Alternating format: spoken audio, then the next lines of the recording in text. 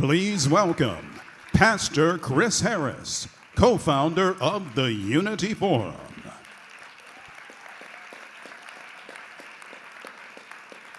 Thanks, everybody. Y'all know me. Do me a favor, everybody, look at your table. Look around at your table right now. If you got at least one good-looking person, make some noise for them right now.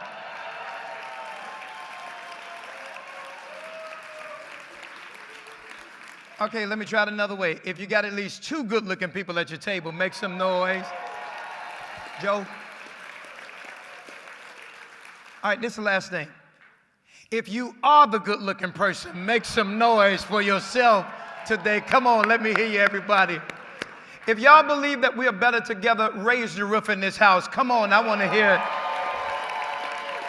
That's what it's all about. We're gathered here in this room not by accident and not by convenience and not simply because of crisis. We're here because history keeps whispering and sometimes history keeps shouting. That when African American and Jewish leaders, community members choose partnership over polarization, the world bends closer to justice. Dr. Martin Luther King Jr. marched arm in arm with Rabbi Abraham Joshua Heschel, not because they agreed on everything, but because they agreed on human dignity. Julius Rosenwald partnered with Booker T. Washington, not because it was popular, but because it was necessary to strengthen education and opportunity in urban communities. Today, we are standing in that same stream of history. Now, let me be very clear, because clarity is what builds trust. Allow me to share what this is and what this is not. What it is not, although I love the Holy Land as a Christian, this is not about Israel. I have been to Israel 8 times, and I'm excited to go again. We took 75 faith leaders in the past, and we're getting ready to take now 100 more leaders in the future. But it's not about that. And if someone wants to tell me as an African American Christian who wants to walk where Jesus walked in the Holy Land, that I should not go to a country whose policies I may not fully agree with, then the first thing that I would tell them is I probably need to move away from the United States, because I don't believe in all of the policies of our own country. This work is not about foreign policy. It's about moral responsibility abroad and at home. Now, please do not expect us to solve all of the problems of anti-Semitism and racism. But hear me clearly. We refuse to be part of the problem. And you are part of the problem when you see it and you say nothing. When you know it and you do nothing. When you feel it and you look away. We may not solve the problem, but we will not ignore the problem. And we will not become the problem. Somebody act like you at my church in Bronzeville and just look at somebody better looking than you are right now and just tell them, we have work to do. But I need you to know that this work did not begin on October 7th.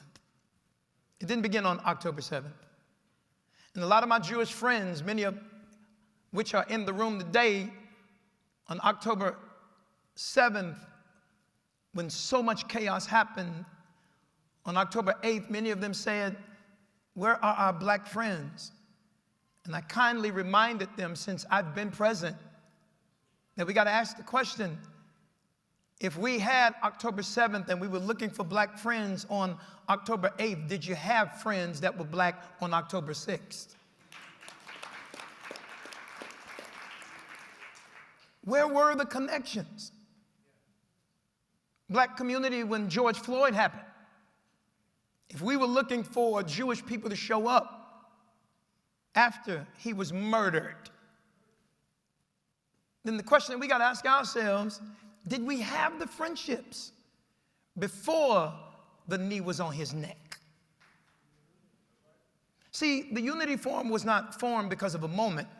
It was forged through 14 years of movement, 14 years of building things together like playgrounds, developing a trauma helpline called Natal that we brought here all the way from the Holy Land and now sits in BSEO's Turn Center in Bronzeville. And as a result of that Black-Jewish relationship, I don't know if anybody will clap on this, we have a helpline based on the Israeli model that has touched 70,000 people in Chicago.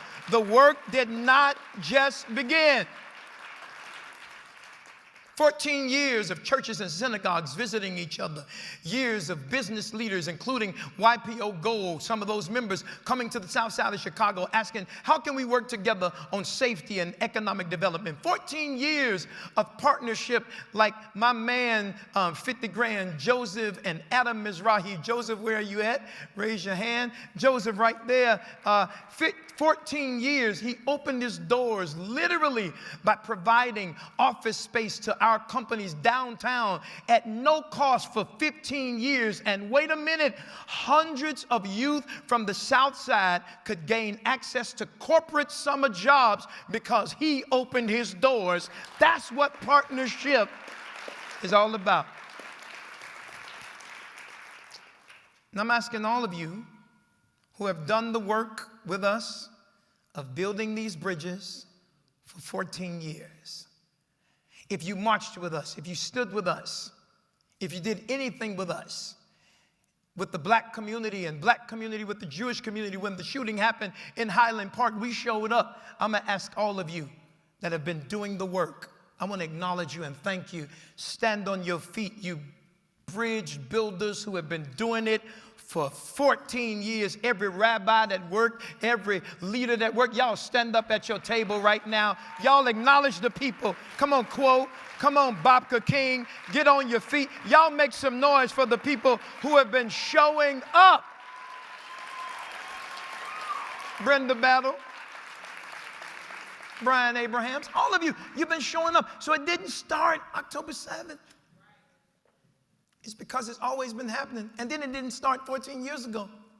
Clearly, Dr. King, Rabbi Hesher, clearly, Julius Rosenwald, Booker T. Washington. If y'all really want me to, I'll go into the Bible on you, but I'll leave the black-Jewish relationship alone in the Bible. See, I first began speaking about this vision that the Lord gave to me. This assignment that God gave to me. First start speaking about it with Rabbis Siegel, Ari Hart, Seth Lemish, Shoshana Conover, Janice Jackson, who both, like Michael Sachs, who wanted to be here, but Janice and Michael couldn't be here today. They're all in because both of them caught the flu. And I told them, I'd rather you be here. And Rosie also said, but go and stay at home. We will pray for you from here. So keep them in your prayers. We started this conversation with people like Liz Thompson before COVID. And it seemed like the world went crazy. And even during the pandemic, George Floyd's murder happened. And at that moment, we began coming together in new ways after George Floyd, but then October 7th, and then November 4th. And now it feels like the world has become so polarized that we can barely sit at the same table and have passionate conversations led by compassion. And we kept wondering, when is the right time to do this? And right after October 7th, me, Lucretia, and a board member that has been on our board forever, Skip Schrader. Skip, please raise your hand, has had my back all the way. Adam Levine, and my man, 50 Grand, my brother from another mother, Evan Hochberg. Evan, raise your hand, from the Crown Family Philanthropy. We had dinner downtown. My bishop is in the room, so I'm going to say they had bourbon. I had dinner. They had bourbon. And I told them at the table what the Lord told me to do. In the same way that I told Sophia King in Israel that the Lord told me to bring Natal from Tel Aviv. And me and Rodney, raise your hand, started working to bring that trauma helpline here to Chicago. I told them what we were going to do.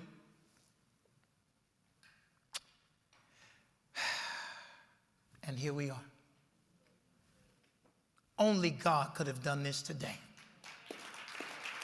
Not Chris, not Rosie. I don't know what your belief is, but I'm going to go ahead and say, God. This was a God moment. But I need you to know there are words I want you all to walk out of here with as I get ready to close. Now is the time. Can I get everybody to say, now is the time? I need y'all to use y'all preaching voice on that. Come on, say, now is the time. Oh, and wait, I did notice something. Pam, I noticed that when we were preparing today's videos, Nancy, we were trying to find photos and footage of African Americans and Jewish people standing together nowadays. And we struggle because very few exist. And for the past decade, when people hear me speak or sing the Hatikvah, yeah, a brother from the hood singing the Hatikvah in Hebrew, when I go on college campuses, building bridges between young people who are African American and Jewish on the college campus, can you believe a brother from the hood is an honorary member of Alpha Epsilon Pi fraternity? That's got to be God. You know, every time I do it, they come up to me, Rosie, and you know, they show me the picture, as Rabbi Siegel alluded to, of Dr. King and Rabbi Heschel, Booker T. Washington, and Julius Rosenwald. And I tell them, as he quoted me, you want to impress me? Let's keep the old frames, and let's put some new pictures of us being together now. So what better time to do that than right now? Take out your phone at this very moment. And I certainly hope it's an iPhone, because all the rest is trash. That's all I got to say. Oh, y'all some haters. Apple family, make some noise up in here. Let me hear y'all. Samsung and Galaxy, all three of y'all make some noise. Go ahead. Okay, my condolences to all of y'all. Take your phone out real quick, clean your lens, and take a selfie with somebody next to you, and they can't be your color. Come on, do it right now. Come on, right now. Come on, do it. Do it. We almost done. Come on, take some pictures. Thank you. Come on, get that picture. Come on. Come on. Take that picture. Just about done. Oh, we're going to find footage. You got 30 more seconds. 29, 28, 27, 26. The ones that don't want to take a picture, the IRS is looking for them. They're trying to hide. Get it. Come on. Come on. I don't know you. That's the purpose of us being here today. Get to know them. 15, 14, 13, 12, 11. You got 10 seconds to get back in your seat. 9, 8, 7, 6, 5, 4, 3, 2, 1. Shout if you know we're better together, everybody. Come on, let me hear you in here. Make some crazy noise.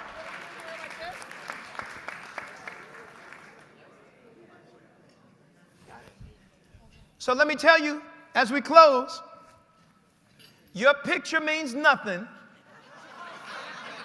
if you don't show your children. Your picture today with adults mean nothing if you don't show your grandchildren. Can we get the next generation together? Can we keep the next generation together? I'm going to my seat, and I'm really excited. Now, I want y'all to know this. One day, our children and our children's children will need proof that we chose unity over fear. That we chose courage over comfort. That we chose each other to be connected rather than being divided. Rosie, I love you, man. I pray and ask the Lord, if I got to be king on this piece, who's my Hesham? If I got to act like Booker T. Washington and pick up the mantle, who's my Rosenwall? It was simple, Rosie. And I want to say thank you. Y'all clap for my co-founder. Y'all clap for my co-founder. I love you, man. Pam, thank you. I love you. Brian, thank you for Lisa. Thank you, family. We're going home. But let me say one last thing to you. Let me challenge you. To the entire Unity Forum team, thank you. To every speaker on the scene and on the screen, thank you. To every courageous person who was courageous enough to show up on this blind date, thank you. But make no mistake, now the work begins. Why are educators and the interim CEO of Chicago Public School in the room? Would you please stand? Y'all clap your hands for our interim CEO, Dr. Macquillan King. She's here for two reasons. Number one, because I used to be her minister of music when I was 17 and she had to show up. But she also showed up because she believes in this work. And the question is, how can we work together to get education about the history of the African American and Jewish community in schools? Because we can't just ask them to teach about the Holocaust and we don't mention slavery. We can ask them to teach about anti-Semitism and we don't mention racism. So thank you. And why are pastors and rabbis here? You got the biggest crowd every single week. We got to do it from the pulpit. And imagine preaching to our congregations that we're better together. Why is the business community in this room? Imagine building economic transformation together on the north and south and west side. Imagine we can decide today whether we will dream like Dr. King or continue to live the nightmare that is unfolding before us all. And if we do nothing, our children and our grandchildren will one day demand an apology. We've built playgrounds together. We've built trauma helplines together. We have built book clubs together between synagogues and churches. We have eradicated medical debt together. And now imagine what happens if more of us join the work. When we call you, we need you to show up. So I close with the 3 C's. When you see anti-Semitism, African Americans, show up and speak up. When you see racism, Jewish friends, show up and speak up. It's really as simple as this. When swastikas are placed on synagogues and JCCs, their friends must speak. When the African American history is being wiped out of a black museum. More than black people got to speak. When black history is being whitewashed in our face, somebody got to speak. So come here, Rosie. Yep, now.